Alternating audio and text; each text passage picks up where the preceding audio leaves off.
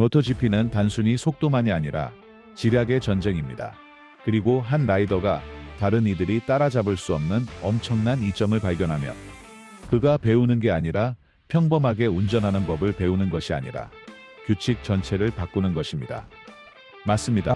역사를 통틀어 최상위 클래스는 안전 때문에 규정을 바꾼 것이 아니라 기술 때문도 아니고 오직 한 사람을 막기 위해서였습니다. 오늘은 맞춤형 규칙들을 하나하나 파헤쳐 볼 겁니다. 금지된 드리프트부터 추월까지 불가능한 추월, 크로스 경기에서나 나올 법한 기술들을 거쳐 이건 이론이 아니라 사실입니다. 경기마다, 시즌마다 증명된 사실입니다. 그리고 계속하기 전에 빨리 말해봐요. 딱 한 단어로. 그게 속임수라고 생각하나요? 아니면 재능이라고 생각하나요? 아래에 써주세요. 그리고 이게 마음에 든다면 물지 않는 빨간 버튼을 눌러주세요. 자, 시작하죠. 규정의 첫 번째 큰 희생자는 라이더 카세이 스토운이었습니다. 그 호주인은 아무도 따라할 수 없는 무언가를 가지고 있었습니다. 한 오토바이를 완전히 꺾은 채 코너에 진입하는 초인적인 능력. 뒷바퀴는 미끄러지고 스로틀은 열려 있지만 완벽하게 제어하는 능력. 그것을 브레이크 제어 드리프트라고 불렀습니다. 요즘은 거의 볼 수 없죠. 2010년에 스톤이 말도 안 되는 이점으로 경주에서 이긴 후 조직은 그런 행동을 가능하게 하는 서스펜션을 금지하기로 결정했습니다. 하지만 충분하지 않았습니다. 스톤은 계속 미끄러졌습니다. 그리고 핵심 규칙인 단일 전자 제어 장치가 도입되었습니다. 2012년부터 모든 오토바이는 동일한 EQ를 사용하게 되었습니다. 트랙션 맵은 이제 안녕, 스톤이 드리프트를 제어하기 위해 사용했던 맞춤형 맵 말이죠. 이것은 직접적인 외과적 타격이었습니다. 그의 주행 스타일에 대한 어떤 종류의 숨김도 없이 말이죠. 그 결과 스톤은 그 해에 은퇴했습니다. 같은 해에 말이죠. 우연일까요? 아닙니다. 말 그대로 그의 무기를 빼앗은 겁니다. 하지만 진짜 사냥은 마르크 마르케스와 함께 시작되었습니다. 이 친구는 2013년에 와서 루키 해의 타이틀을 땄습니다. 어떻게 물리학적으로 불가능하다고 여겨지는 일들을 하면서요. 팔꿈치로 넘어지는 것을 막고 어깨, 무릎으로 그리고 많은 사람들이 기억하지 못하는 것은 그는 오토바이를 반대 방향으로 꺾으며 코너에 진입했습니다. 반대 방향으로요. 제 실수가 아닙니다. 마르케스는 베킹이라는 기술을 사용했습니다. 미킹을 M제곱으로 끌어올린 것이죠. 그는 시속 200km 이상에서 오토바이를 옆으로 눕혔습니다. 시속으로 달리면서 가속 페달로 균형을 잡았죠. 문제는 다른 사람들은 충돌 없이 이걸 할 수 없었다는 거예요. 그래서 첫 번째 안티 마르케스 규칙이 탄생했죠. 2016년 마르케스는 지배했습니다. 역방향 브레이크를요. 그의 비법은 뒷바퀴를 거의 1m 들어 올리고 균형을 유지하는 것이었죠. 앞바퀴로 균형을 잡고 그 순간 공중에서 오토바이를 돌리는 겁니다. 마치 묘기 같았죠. 엔듀로 같았어요. 사실 이건 슈퍼모타드와 모토크로스의 기술인 리어 휠 슬라이드입니다. 하지만 아스팔트에서요. 흙에서는 접지력을 잃지만 아스팔트에서는 죽을 수도 있죠. 하지만 그는 아니었죠. 그래서 도르나와 FIM은 기술 규정입니다. 과도한 미끄러짐을 유발하는 어떠한 장치나 기술도 금지됩니다. 오토바이를 회전시키기 위한 목적으로 브레이크를 밟는 동안 뒷바퀴가 과도하게 미끄러지는 것을요. 즉, 마르케스가 하는 것을 할 수 없다는 거죠. 흥미로운 점은 공식적으로는 마르케스 규칙이라고 부르지 않았지만 피트에서는 모두가 마르스 규칙이라고 불렀습니다. 그리고 제가 약속했던 비교가 나옵니다. 모토GP 대 모토크로스. 모토크로스에서는 미끄러지는 것이 생존입니다. 크로스 선수들은 훈련합니다. 브레이킹 슬라이드를 수년간요. 모토GP에서 미끄러지는 건 시간 낭비죠. 마르케스나 스톤이라면 모를까요? 하지만 큰 차이는 무게와 서스펜션에 있습니다. 모토GP 오토바이는 에브리지 7kg이 나갑니다. 카본 서스펜션과 슬릭 타이어를 사용하죠. 모토크로스는 100kg 나가고요. 서스펜션은 30cm 움직이고 블록 타이어를 씁니다. 모토크로스 라이더는 몸을 끊임없이 추처럼 사용하고 다리를 빼고 엉덩이를 뒤로 빼고 가속하죠. 반면 모토GP 라이더는 연료 탱크에 바싹 붙어 거의 눕듯이 탑니다. 완전히 상반된 두 스타일이죠. 하지만 그 규칙은 마르케스 방지법은 기본적으로 크로스 기술은 여기서 통하지 않는다고 말한 셈이죠. 진흙에서는 창의성과 본능이 중요하지만 아스팔트에서는 전통적인 매뉴얼에서 벗어나는 모든 것이 처벌받습니다. 그리고 이건 마치 키 3m 선수가 있다고 농구에서 점프를 금지하는 것과 같아요. 이걸 보고 있는 당신, 크로서 GP, 한마디로 말하면요. 제가 이렇게 분석하는 게 마음에 드신다면 구독하세요. 손해볼 거 없으니까요.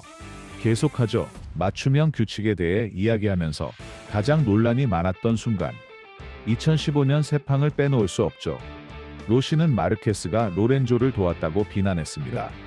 분위기는 폭발 직전이었죠. 하지만 그 후에 나온 규칙은 기술적인 것이 아니라 스포츠맨십에 관한 것이었습니다. 도르나는 위험 운전에 대한 페널티 시스템을 만들었는데 그 기준은 터무니없이 주관적이었죠.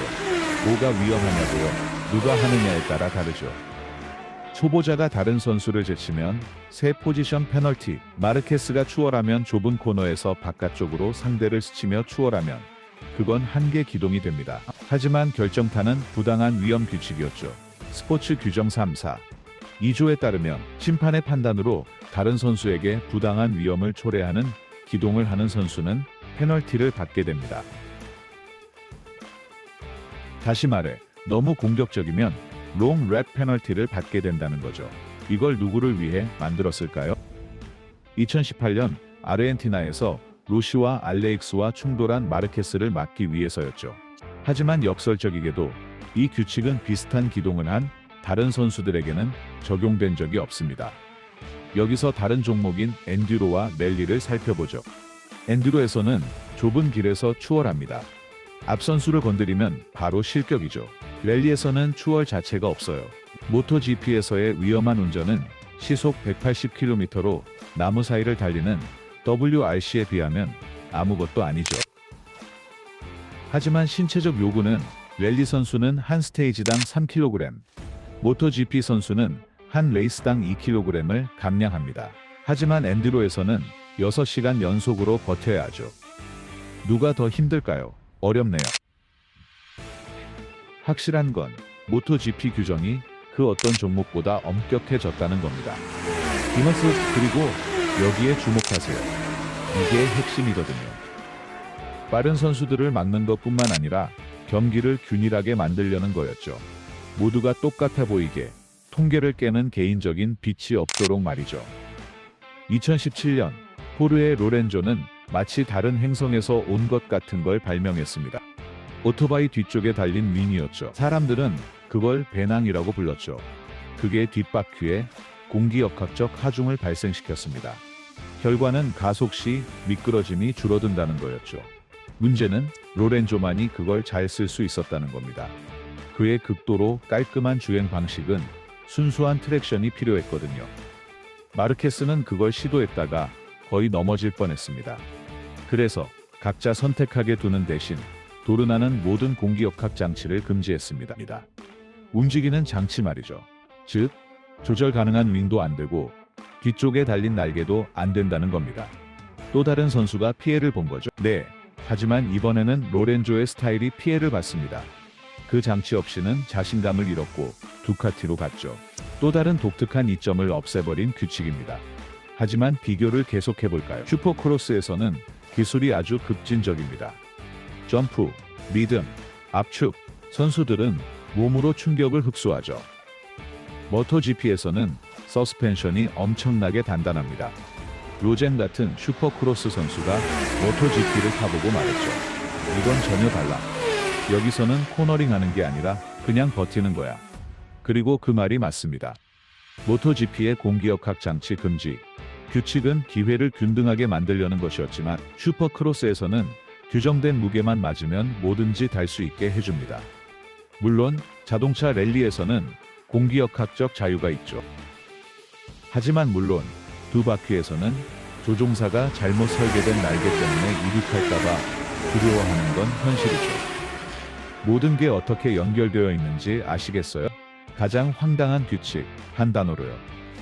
여기까지 오셨다면 구독할 자격이 충분합니다.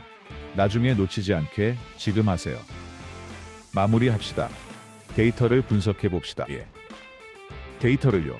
2010년부터 지금까지 15개 이상의 규칙이 쇼를 개선하거나 안전을 개선한다는 명목으로 변경되었지만 그중 90%는 한 조종사가 다른 누구도 따라할 수 없는 일을 한 후에 나타났습니다. 단일 ECU는 스톤을 막았고 공격적인 주행에 대한 페널티는 마르케스를 막았습니다. 금지된 공기역학 장치는 노렌조를 막았죠. 규제된 서스펜션은 도비지오소와 함께 두카티를 막았습니다. 심지어 핸들바의 최소 높이도 마르케스가 백인키팅을 더 쉽게 하려고 너무 낮춰서 변경되었습니다. 백인키팅을요. 이 패턴은 부인할 수 없습니다. 세대를 아우르는 재능이 나타날 때마다 규칙선은 더 두꺼워집니다. 이게 공정할까요? 경우에 따라 다릅니다. 균형 잡힌 챔피언십을 원한다면, 순수한 천재성을 보고 싶다면 아니요. 문제는 모터스포츠가 항상 혁신가를 처벌한다는 것입니다. 포뮬러 1에서는 브라운의 더블 디퓨저, 뉴이의 프렁크에서 그랬죠. 모토GP도 마찬가지입니다. 차이점은 여기서는 외계인급 재능을 가진 조종사가 적기 때문에 규칙이 더 눈에 띈다는 겁니다.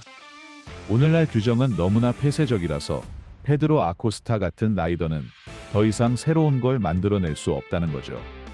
모든 게 측정돼요. 타이어 압력, 엔진 맵, 리어 트레인 높이, 심지어 핸들바의 버튼까지도요. 그 결과는요, 더 공정한 경기가 됐지만 마법은 줄어들었죠. 왜냐하면 친구들, 마법이란 건 불가능을 해내는 사람을 보는 것. 불가능이 불법이 되도록 규칙이 바뀌기 전까지는요. 불법이 되는 거죠. 맞춤형 규칙에 대한 이 여정이 마음에 드셨다면 불공평 또는 필요라고 댓글 달아주세요. 모토GP의 숨겨진 역사를 파헤치는 영상이 더 보고 싶다면 구독하시고요. 다음번에 경기를 보실 때 잘 보세요. 어쩌면 한 라이더가 다른 선수들이 아니라 규정과 싸우는 걸 보고 계실지도 몰라요. 다음 코너에서 만나요.